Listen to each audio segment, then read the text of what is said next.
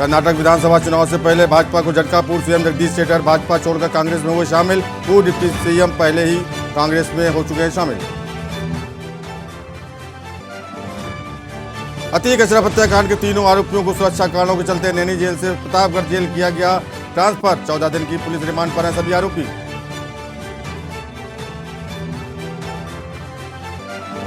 उत्तराखंड में निकाय चुनाव से पहले बीजेपी ने उठापटक जारी।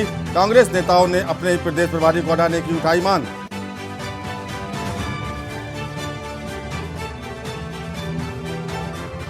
कांग्रेस अध्यक्ष मल्लिकार्जुन खड़गे ने पीएम को पत्र लिखकर जाति जनगणना कराने की उठाई मांग। कहा, आंकड़ों के अभाव में सामाजिक न्याय कार्यक्रम अधूरे।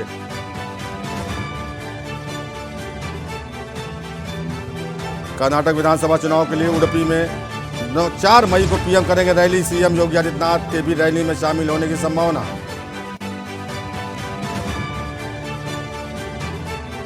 और दिल्ली के एलजीबी के सक्सेना ने सीएम अरविंद केजरीवाल को पत्र लिखी। नेताओं के बयानों में सुधार की मांग। आप नेताओं ने एलजी पर सरकारी काम में बाधा डालने का लगाया आरोप। आप देख रहे हैं की न्यूज। और प्रयागराज से, उत्तर प्रदेश प्रयागराज खबर आ रही है। अतीक अशरफ के तीनों हत्यारे हुए शिफ्ट। यूपी के प्रयागराज से खबर। नैनी जेल से प्रतापगढ़ जेल सुरक्षा कारणों के चलते शिफ्ट किए गए तीनों शूटर लवलेश सनी और अरुण मौर्य को सुरक्षा कारणों के चलते नैनी जेल से प्रतापगढ़ जेल के लिए ट्रांसफर किया गया है। तीनों आरोपी 14 दिनों की रिमांड पर हैं। और प्रयागराज में जो शूटआउट हत्याकांड हुआ था, उसी प्रयागराज में नैनी जेल में तीनों को रखा गया था, लेकिन सुरक्षा कारणों के चलते उन्हें प्रतापगढ़ भेजा गया। तीनों आरोपी 14 दिन की पुलिस रिमांड पर हैं। लवलेश तिवारी, सनी सिंह और अरुण मौर्य ने शनिवार को हत्या की थी और तीनों आरोपियों को गिरफ्तार कर लिया गया था और 14 दिन की पुलिस रिमांड पर इस समय है। लेकिन नैनी जेल में सुरक्षा के कारणों के चलते नैनी जेल से प्रतापगढ़ जेल के लिए ट्रांसफर कर दिया गया है। प्रयागराज से खबर।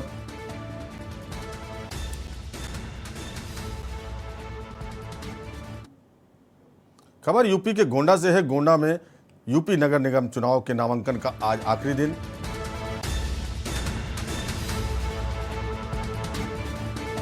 गोंडा नगर पालिका के उम्मीदवारों ने दाखिल किया पर्चा। आज अंतिम दिन।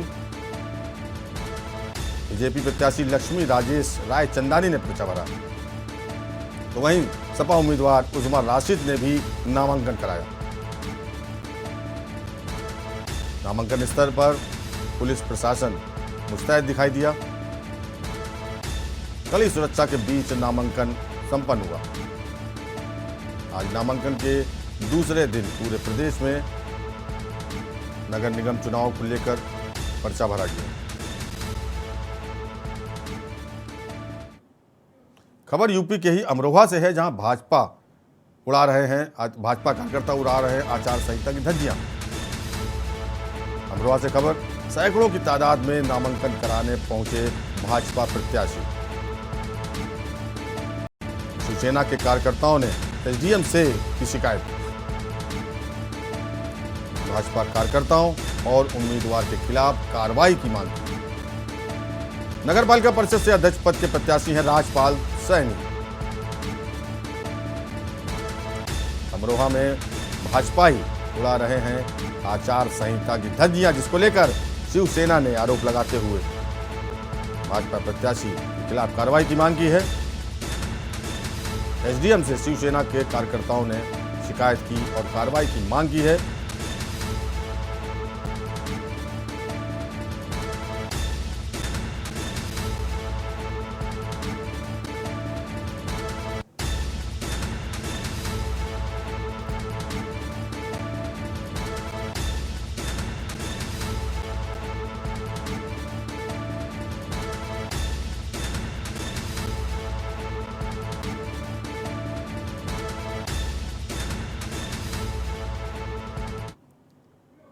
और इलाहाबाद के अतीक अशरफ शूटआउट हत्याकांड पर एक बड़ा खुलासा हुआ है। जो पिस्टल हत्या में यूज की गई थी वो पिस्टल कानपुर से सप्लाई की गई थी। इस वक्त की बड़ी खबर बता रहे हैं आपको कानपुर से, जो प्रयागराज में अतीक और अशरफ की हत्या हुई थी उसमें जो प्रयुक्त किया गया था, पिस्टल जो प्रयुक्त हुई थी उसको यहां से सप्लाई किया गया था कानपुर से। D2 गैंग के सदस्य बाबर ने इस पिस्टल को उपलब्ध कराया था। ये एसटीएफ के सूत्रों ने जानकारी साझा की है। इस वक्त की बड़ी खबर प्रयागराज हत्याकांड को लेकर, घटना के समय कानपुर में मिली थी बाबर की लोकेशन। कई थानों में दर्ज हैं आपराधिक मुकदमे, रंगदारी और हत्या के प्रयास के हैं इनमें से ज्यादातर मुकदमे।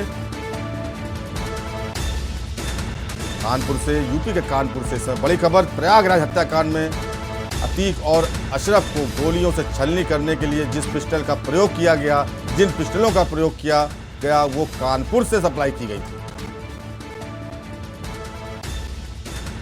देश भर में हलचल मचा देने वाले इस हत्याकांड में और इसी खबर पर ज्यादा जानकारी के लिए हमारे संवाददाता सोनू शर्मा जुड़े हुए हैं। सोनू, पिस्टल कानपुर से सप्लाई की गई थी। आपको बता दें एसटीएफ के सूत्रों के अनुसार जो कानपुर से पिस्टल सप्लाई करेगी थी, जो पिस्टल लवलेश तिवारी और उसके अलावा जो अन्य लोग थे, 2 लोग और थे, इन्होंने अतीक और उनके भाई अशरफ की हत्या की थी।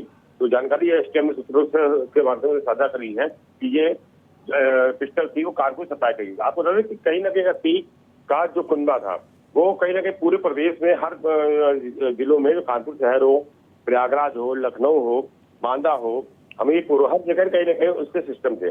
कहीं ना कहीं जो एसटीएफ के सूत्रों ने जानकारी दी है कि पिस्टल सप्लाई करेगी थी बाबर D2 गैंग का सदस्य है और उसके खिलाफ कई थानों में मुकदमे कानपुर शहर में दर्ज हैं। जी, क्या बाबर की गिरफ्तारी हो पाई है? नहीं, बाबर गिरफ्तारी नहीं पाई। बाबर ने सप्लाई करी थी। आप बता दें कि D2 गैंग एक ऐसा गैंग है जो अपराध दुनिया में बहुत पहले कानपुर शहर में नाम हुआ। D2 गैंग बना, इनके जो 7 भाई थे, बिल्लू, अशरफ, उन्होंने D2 गैंग खड़ा किया। अतीक, शफीक, बिल्लू वाले जी साउथ से भी इनके संपर्क आए। हालांकि अब D2 गैंग इतना सक्रिय नहीं है, लेकिन इनके जो गुर्गे हैं अभी भी कहीं ना कहीं सक्रिय हैं। बाबर का जो नाम आया है, बाबर असलों की सप्लाई करने में इसका नाम हमेशा आता रहा है। और कहीं ना कहीं जो बात सामने आ रही है तो कहीं ना कहीं बाबर के माध्यम से ये पिस्टल उपलब्ध कराए गए। जी सोनू, जो पिछले दिनों दंगा हुआ था कानपुर में चंदेश्वर हाथे को लेकर के, उस समय भी और उसके पहले अगर आपको ध्यान हो कि एक एसडीएम पाठक थे, सीपी पाठक, उनकी भी दंगे में गोली मारकर हत्या कर दी गई थी। तो कहीं ना कहीं जो कानपुर में आपराधिक हैं, आपराधिक तत्व के लोग हैं, उनके हौसले तब भी बुलंद थे और देखा जाए तो अब भी बुलंद है। इसके लिए पुलिस प्रशासन क्या या खुफिया तंत्र पहले से सतर्क नहीं हो पाता और घटना अंजाम दे दी जाती है? कानपुर का नाम हमेशा सुर्खियों में रहा है। अगर हम बात करें कि आतंकवादी बात करें, लखनऊ में कई शूटर मारे गए, उनके कनेक्शन जाटमऊ से रहे हमेशा। कानपुर शहर में ही कुकर बम का कांड हुआ था, आरनगर में हुआ था। आपको याद होगा, कुकर बम की जो पहली जो हुआ था वो कानपुर शहर में हुआ था, आरनगर में उसको किया गया था। और कहने की D2 गैंग जो पहले सशक्त था, कहीं ना कहीं उसके गुर्गे अभी भी पूरी तरह सक्रिय हैं। बाबर है, इसके अलावा और भी लोग। और बात कर रहे हैं नई सड़क की, तो नई सड़क में जो हुआ था, हिंसा हुई थी, उसमें कहीं ना कहीं D2 गैंग के नाम आए थे। और कहीं ना कहीं D2 गैंग में जो सदस्य हैं वर्तमान में सक्रिय हैं। भले ही उनके जो भाई हैं, कुछ लोग के इनकाउंटर हो चुके हैं, कुछ लोग अभी फिलहाल जेल में है, लेकिन सक्रियता उनकी अभी भी है। कहीं ना कहीं कानपुर शहर का नाम हमेशा किसी भी मामले में लेकर आप बात करेंगे तो कहीं ना कहीं इस मामले को लेकर कहीं ना कहीं नाम जरूर आता है। जी, बहुत बहुत शुक्रिया ज़्यादा जानकारी के लिए। तो ये थे हमारे संवाददाता सोनू शर्मा जो बता रहे थे कि कहीं ना कहीं सुर्खियों में कानपुर का नाम आता ही रहता है, चाहे वो D2 गैंग का उस समय का मामला हो जब इनके हौसले बुलंद थे, तो वही इस समय भी देखा जाए तो कहीं ना कहीं आतंकवादी तार हो जाजमऊ से जुड़े होते हैं और आपराधिक दिल्ली, महाराष्ट्र, बम्बई जहाँ के भी कोई घटना होती है उनके तार कानपुर से जुड़े पाए जाते हैं। तो कुल मिलाकर कहा जा सकता है कि कानपुर में भी अपराधियों का बोलबाला है और इनकी सक्रियता है।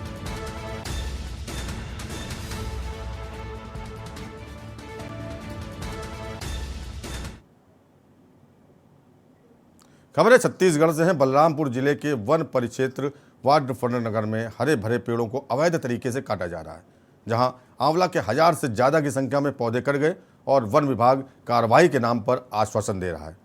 मामला वन परिक्षेत्र वाड्रफनगर लोधी जंगल का है, जहां लकड़ी तस्कर इतने सक्रिय हैं कि मशीनों का सहारा लेकर कटाई कर रहे हैं। यहां आंवला के हरे भरे पौधों की कटाई की गई और सैकड़ों की संख्या में रोजाना यहां कटान हो रही है, लेकिन वन विभाग इस पर कोई कार्रवाई नहीं कर रहा है। हालांकि वन विभाग समय समय पर छोटी मोटी कार्रवाई करता है, उसके बावजूद भी वनों की कटाई पर अंकुश नहीं लग पा रहा है। अब वन विभाग कार्रवाई की बात कर रहा है। मैं ग्राम पंचायत लोधी की सरपंच हूँ। क्या हुआ है यहाँ, समस्या क्या है? यहाँ समस्या ही है कि 660 में आंवला प्लांट में कटाई हो रहा है अवैध रूप से। इसका कोई कार्रवाई नहीं हो पा रहा है। वन विभाग वाले यहाँ आते हैं? भाई अभी आए हैं तो अभी तो तत्काल में आए हैं तो कोई नहीं है। ग्राम वाला को लेकर आए हैं। हाँ नहीं, इसमें कोई कार्रवाई नहीं किया जा रहा है, ऐसी बात नहीं है। मतलब हमको भी कुछ दिन पहले सूचना प्राप्त हुई थी कि यहाँ पर कुछ कटाई के प्रकरण प्रकाश में आए हैं। हम इस कोशिश में है कि जैसे आप लोग बता रहे हैं, जानकारी पता चला है, पहले भी कुछ जानकारी हमको पता चला था। हम कोशिश कर रहे हैं कि वो जो काटने वाले हैं या फिर कोई व्यावसायिक गिरोह तो इसमें शामिल नहीं है, हम इसकी पतासाजी कर रहे हैं। कटघोरा वन मंडल के तेंदुपत्ता फड़ मुंशी संघ ने छत्तीसगढ़ कांग्रेस सरकार द्वारा चुनाव के समय किए गए वादों को याद दिलाया और अपनी मांगों को लेकर 17 अप्रैल से 3 दिवसीय हड़ताल पर बैठ गए। मांगे पूरी न होने पर प्रदेशव्यापी जन आंदोलन के रूप में अनिश्चितकालीन धरना प्रदर्शन की चेतावनी भी दी है। यदि उनकी मांगों पर सरकार ने ध्यान नहीं दिया तो 3 दिवस के बाद प्रदेशव्यापी जन आंदोलन के रूप में सामने आएंगे और फड़ मुंशी संघ अपनी मांगों पर सड़कों पर डटा रहेगा।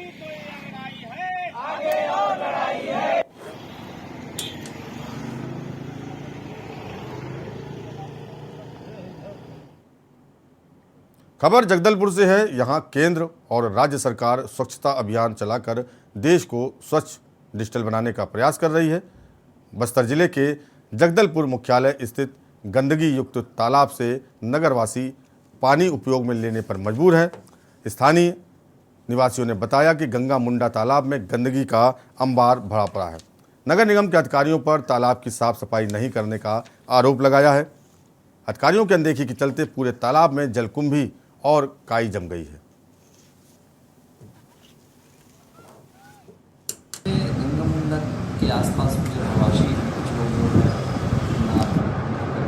फेंक देते हैं, तो बार समझाने का प्रयास किया गया था। हमारे पास समझाने का प्रयास किया गया। निश्चित रूप से इसमें कड़ा रूप तैयार करने की जरूरत है और स्वच्छता को लेकर लगातार हम लोग टीम लगाते हुए सफाई करवाते हैं, आगे भी कराएंगे। कल के डेट में अगर कोई जोग हो गया या कोई चर्म रोग हो गया, अगर किसी की मौत होती है, कुछ होता है, बीमारी से अवगत होता है, तो उसका जिम्मेदार कौन होगा सर? देखिए, इसमें जो वास्तव में जो गंदगी फैला रहा है ये प्राथमिक। बिलासपुर जिले के चकरभाटा थाना क्षेत्र में स्थित सेंट्रल पॉइंट इंटरनेशनल होटल के पीछे 14 अप्रैल को मिली लाश की हत्या के मामले में पुलिस ने 3 आरोपियों को गिरफ्तार किया है।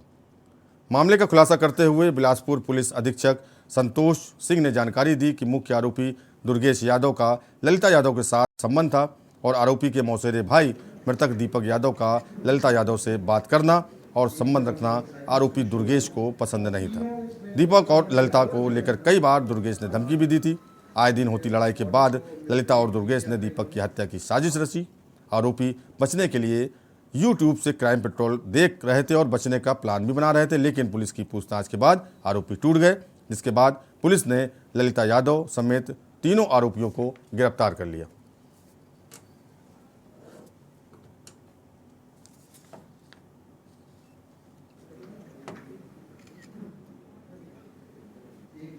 तारीख को जो चकरभाटा थाना क्षेत्र में वहाँ एक व्यक्ति की लाश मिली थी, जिसमें बहुत ही क्रूरतापूर्ण तरीके से उसको मारा गया था। ऐसा लग रहा था कि उसको पत्थर से और कुछ भुथरे चीज़ों से मारा गया है। साथ ही साथ उसमें बड़े क्रूर तरीके से उसका हाथ का पंजा काट के आरोपी कहीं फेंक दिए थे।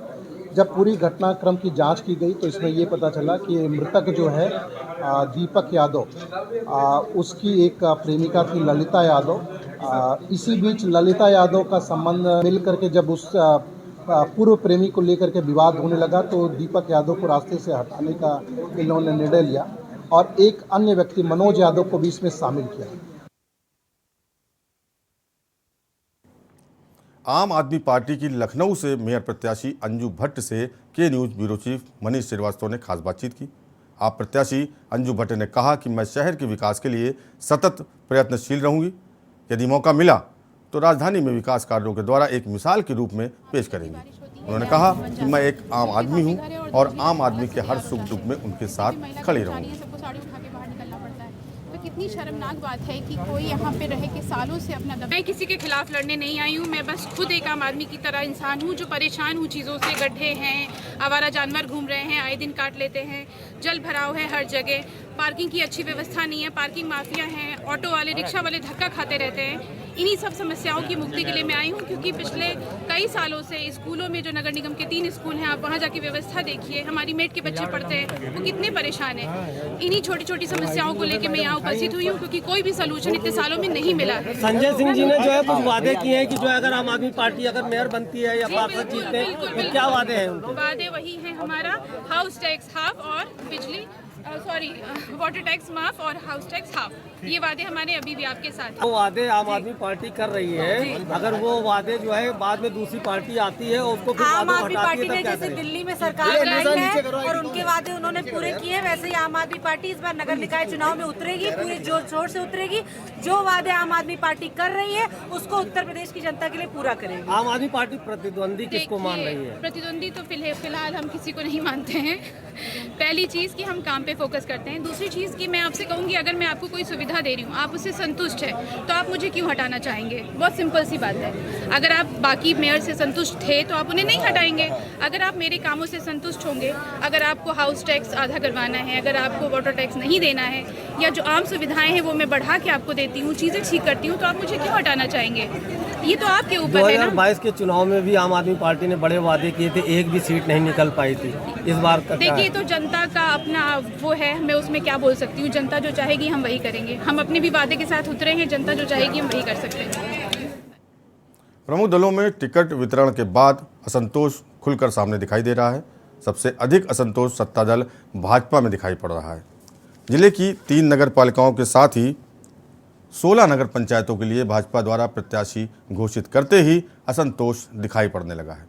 सोशल मीडिया पर नाराजगी इस कदर बढ़ गई है कि पदाधिकारियों पर कार्यकर्ता खुलकर आरोप लगा रहे हैं। वहीं तीनों ही नगर पालिका में विद्रोही कहीं निर्दल तो कहीं पर दूसरे दलों से टिकट लाकर अंतिम दिन नामांकन चुनाव के मैदान में डट गए हैं।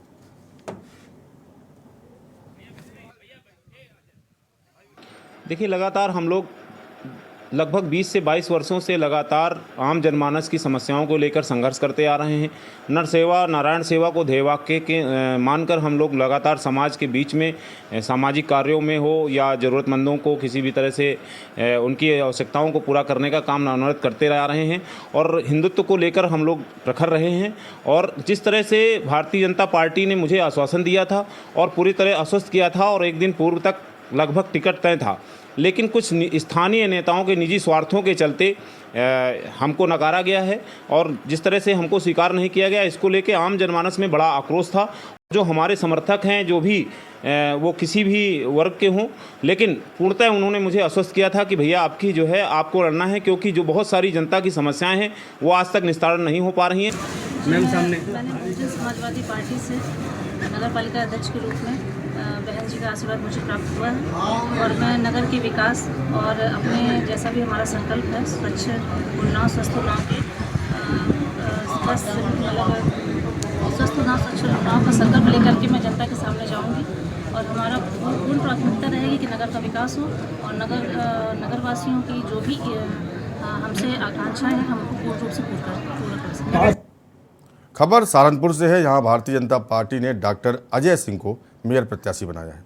आज डॉक्टर अजय सिंह ने पार्टी संगठन के वरिष्ठ नेताओं के साथ नामांकन पत्र दाखिल किया। मेयर प्रत्याशी डॉक्टर अजय सिंह ने मीडिया से बातचीत में बताया कि शहर का संपूर्ण विकास ही उनकी पहली प्राथमिकता रहेगी।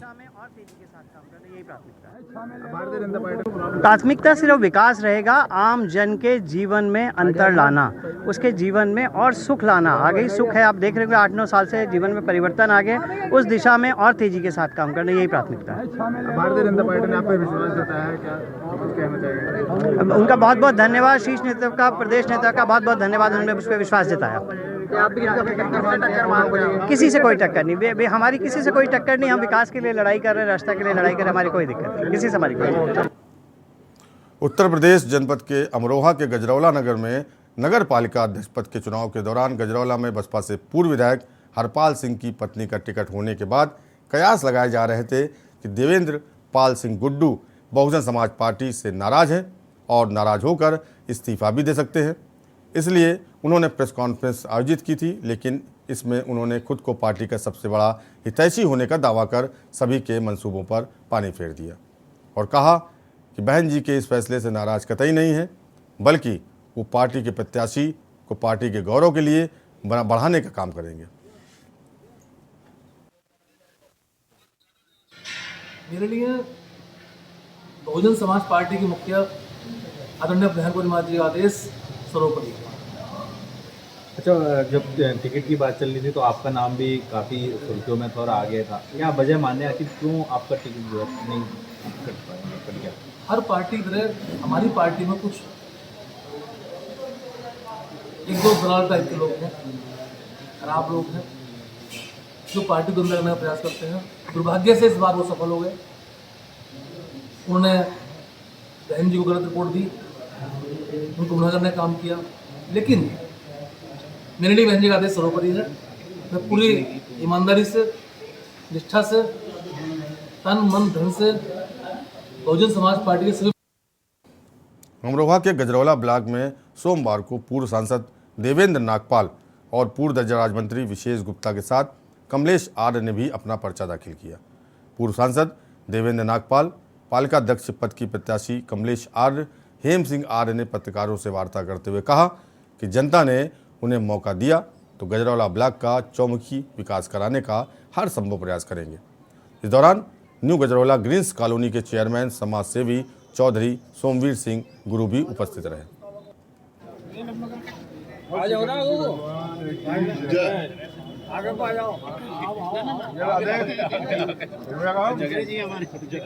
देखिए, सबसे पहले मैं जो संगठन का फैसला उसका स्वीकार देता हूँ और उनको शुभकामनाएं देता हूँ। मैं आपको बता दूं कि 2006 में ये सामान्य सीट थी।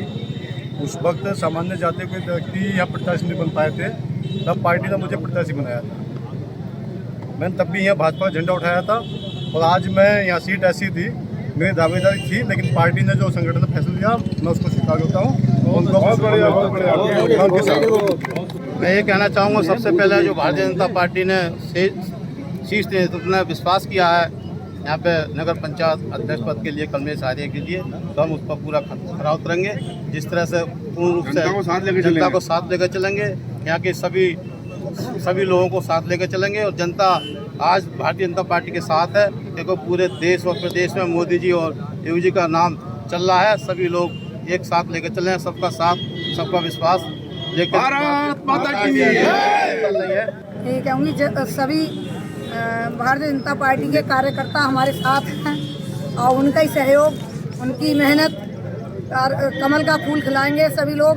और सभी को बहुत बहुत धन्यवाद देती हूँ, जितने कार्यकर्ता हैं, जितने भी ये पदाधिकारी हमारे कार्यकर्ता और देवेंद्र नागपाल जी और ये सभी मतलब मंत्री जी, जो भी पूर्व मंत्री हैं, पूर्व सांसद हैं, सब हमारे साथ हैं। हम जीतकर कमल का फूल खिलाएंगे और जो विकास कार्य रुके हुए हैं उन्हें उनकी गति आगे को बढ़ाएंगे। यहाँ पर एक तरफा चुनाव नगर पालिका में हुआ, वो किसी से बस छिपा हुआ नहीं है। आज उसी रूप में आप देख रहे हैं कि सारे प्रत्याशी, चाहे वो रामरतन जी हो, चाहे वो महेश जी हो, होशियार सिंह जी हो, या आपके हमारे रवि सिद्धार्थ जी हो, चंद्रपाल जी हो, सारे लोग भारतीय जनता पार्टी से जो भी जुड़े हुए थे, जो टिकट मांग रहे थे, सभी के सभी व्यक्ति एक सुर में बात कर रहे हैं और कमलेश आर्य जी की बात कर रहे हैं और कमलेश आर्य जी से पहले बात कर रहे हैं कमल के फूल की, क्योंकि हमारा जो कोई प्रत्याशी है वो प्रत्याशी है कमल का फूल। और फाइनल बुलेटिन फिलहाल इतना ही। बाकी खबरों देखते रहिए न्यूज़ इंडिया और मुझे दी इजाज़त। नमस्कार।